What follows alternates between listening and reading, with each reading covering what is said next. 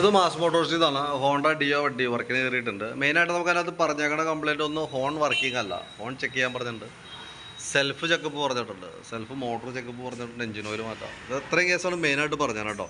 അതായത് engine oil മാറ്റാം, self motor check ചെയ്യുക, സെൽഫ് ചെക്ക് ചെയ്യുക, അതായത് സെൽഫ് സ്വിച്ചിൻ്റെ കംപ്ലൈൻ്റ് ആണ് പറഞ്ഞത്. പിന്നെ ഹോണ് വർക്കിംഗ് അല്ല. അപ്പം നമുക്ക് നിലവിൽ അതിൻ്റെ സെൽഫിൻ്റെ കംപ്ലൈൻറ്റ് എന്ന് പറഞ്ഞാൽ സെൽഫ് മോട്ടറിൻ്റെ ആണ് ശരിക്കും കേട്ടോ.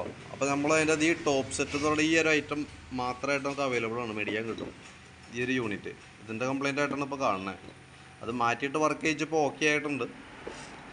സാധാരണ അങ്ങനത്തെ കംപ്ലൈൻറ്റ് വരുമ്പോൾ ഫുൾ സെറ്റാണ് മാറ്റിയിട്ടുണ്ട്. ഇപ്പോൾ നമുക്ക് നിലവിൽ ഇത് അവൈലബിൾ ആയതുകൊണ്ട് തന്നെ ഇത് സെറ്റ് ചെയ്ത് നോക്കി കഴിഞ്ഞപ്പോൾ വർക്കിംഗ് ഉണ്ട്, മോട്ടർ വേറെ പ്രോബ്ലം ഒന്നും കാണുന്നില്ല കേട്ടോ.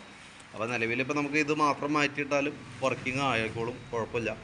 നമുക്ക് ഐറ്റത്തിന് 326 രൂപയാണ് ആ പീസിന് തന്നെ കേട്ടോ, ഈ ഐറ്റത്തിൻ്റെ റേറ്റ് തന്നെ.